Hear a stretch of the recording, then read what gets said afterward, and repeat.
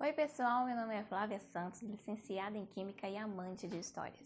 E por esse motivo eu criei esse cantinho aqui no YouTube para te mostrar que a química está em toda parte e em toda história. E para começar, hoje nós vamos falar da queda de Napoleão Bonaparte.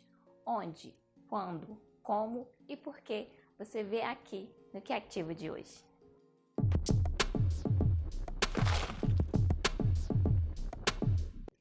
Filho de Carlos Bonaparte e Maria Letícia Romanello, Napoleão Bonaparte nasceu em 15 de agosto de 1769 na cidade de Ajaccio, uma cidade francesa na região da Córcega. Apesar de ser um ótimo aluno e com grande facilidade em matemática, Napoleão aos 15 anos entrou na Academia Real Militar de Paris. Napoleão se destacava por ter habilidades importantes para a carreira militar e a chegada de um novo contexto da Revolução Francesa em 1789 serviu de trampolim para que se tornasse conhecido como uma das principais figuras política e militar da França. Após vencer algumas batalhas na frente revolucionária da Revolução, sendo agora visto como um herói nacional, o jovem Napoleão é nomeado comandante do exército francês em 1796. Depois disso, o novo comandante venceu novas batalhas, trazendo novos territórios e aliados para a França.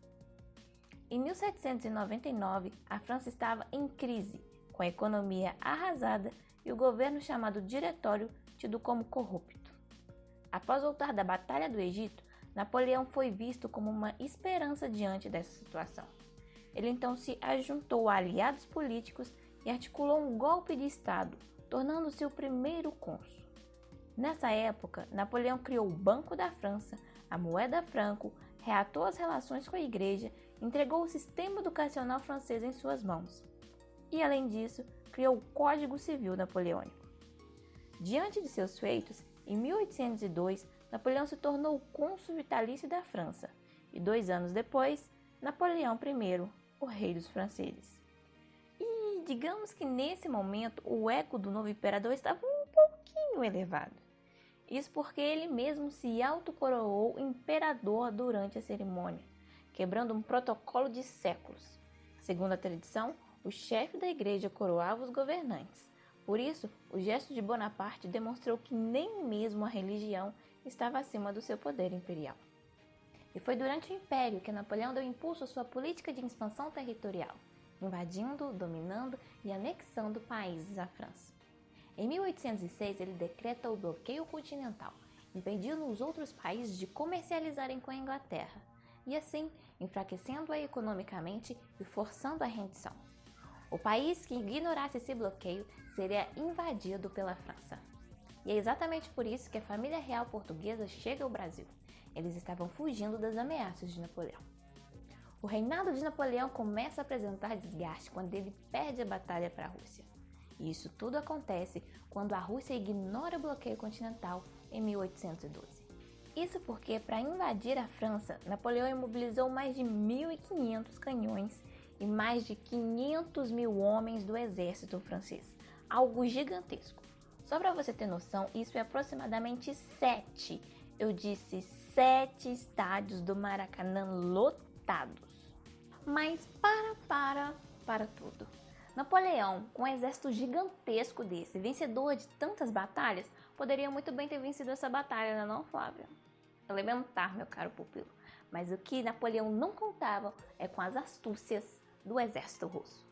Isso porque a Rússia adotou uma estratégia chamada de terra arrasada, onde basicamente enquanto o exército francês avançava, os russos recuavam, queimando e destruindo tudo que pudesse servir de auxílio ou brigada para os franceses. Pois é, galera. Além disso, o inverno rigoroso chegou e os franceses tiveram que marchar pelo gigante território russo com fome, expostos ao frio, doenças e sem lugar para descansar. Com isso, muitos soldados morreram. Acreditem, o exército de Napoleão foi reduzido a aproximadamente 10.000 soldados. Com isso, não deu outra. Napoleão foi obrigado a recuar. Tá bom, mas essa é a versão contada nos livros didáticos e nas biografias de Napoleão, né não, Flávia?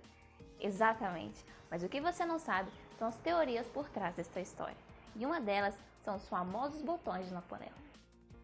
A história começa quando as fardas do exército francês foram produzidas usando botões de estanho. Eles eram responsáveis por fechar paletós, sobretudo, e a calça dos oficiais. Ou seja, na ausência deles, tudo cai. E segundo essa teoria, foi quase isso que aconteceu. Isso porque em baixas temperaturas, o estanho passa por um processo que, por tempos, foi conhecido como o mal do estanho. Mas, para te explicar isso melhor, eu preciso te apresentar uma propriedade química chamada de alotropia. A alotropia é uma propriedade química que permite a formação de diferentes substâncias simples a partir do mesmo elemento químico. Quê? Buguei! Vem comigo. Substâncias simples são substâncias formadas apenas por um elemento químico, como o gás oxigênio, o O2, esse que nós respiramos. Ele é formado por 2 átomos de oxigênio. O fósforo, o P6, esse que usamos para acender a chama do fogão, ele é formado por apenas 6 átomos de fósforo. E o gás hidrogênio, o H2, um combustível bem inflamável, ele é formado por 2 átomos de hidrogênio. Ou seja, na substância oxigênio só se possui átomos de oxigênio. No fósforo, apenas átomos de fósforo e assim por diante. A alotropia permite a formação de diferentes substâncias simples a partir do mesmo elemento químico. Vamos pegar o carbono como exemplo. Sabe o grafite? Esse, do lápis de escrever? Ele é formado apenas por átomos de carbono que se ligam em anéis hexagonais em um plano. Já o diamante, ele também é formado apenas por átomos de carbono. Mas a diferença é que cada carbono está ligado a outros 4, na formação tetraédrica, como se fosse uma pirâmide. Essa diferença na ligação entre os átomos permite que as substâncias apresentem propriedades diferentes. O grafite, por exemplo, ele é macio, quebradiço e por isso nós conseguimos escrever com ele. Além disso, ele é um bom condutor de eletricidade. Já o diamante, por ter essa estrutura mais compacta, ele é um dos minerais mais duros existentes e por isso ele é utilizado em brocas e furadeiras. Além disso, ele não é um bom condutor de eletricidade. Percebe essa diferença? Pois é. O processo com o estanho é o mesmo. Em temperaturas entre 13,2 graus Celsius a 161 graus Celsius, os átomos de estanho se ligam e se organizam na forma tetragonal, conhecido cientificamente como estanho-alfa. Essa conformação é mais conhecida pela maioria das pessoas e é chamado de estanho branco. É um sólido branco prateado, moderadamente flexível e um bom condutor elétrico. Por isso, é utilizado em ligas metálicas, revestimentos de aço e cobre, além da produção de peças domésticas como taças, bandejas e castiçais. Já em temperaturas abaixo de 13,2 graus Celsius, os átomos de estanho se rearranjam e ficam organizados em um cubo, tipo diamante, e é conhecido pelos cientistas como estanho beta, também chamado de estanho cinzento. Diferente do estanho branco, ele se apresenta na forma de pó cinza, não é flexível e não é um bom condutor de eletricidade. Por isso, não possui aplicação. Essa transição ficou conhecida como mal do estanho ou doença do estanho. Isso porque durante o processo formam-se erupções na superfície do metal, como se fossem verrugas. Voltando à batalha do exército de Napoleão na Rússia, a chegada de um inverno rigoroso, com temperaturas próximas aos 30 graus negativos, teria feito com que o estanho branco dos botões das fardas dos oficiais tivesse se transformado em estanho cinzento, ou seja, em pó. Assim, as fardas dos oficiais estavam largas e caindo, impossibilitando que segurassem suas armas e ao mesmo tempo impedissem com que suas fardas se abrissem, ficando ainda mais expostos ao frio.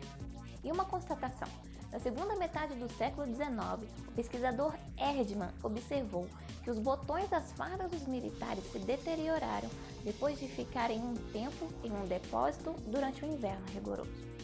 A história é interessante, mas existem controvérsias. Estudos mostram que essa transição alotrópica acontece de forma lenta, mesmo em temperaturas tão baixas quanto a do inverno russo. Ou seja, o tempo de estadia do exército francês não seria suficiente para que os botões se deteriorassem.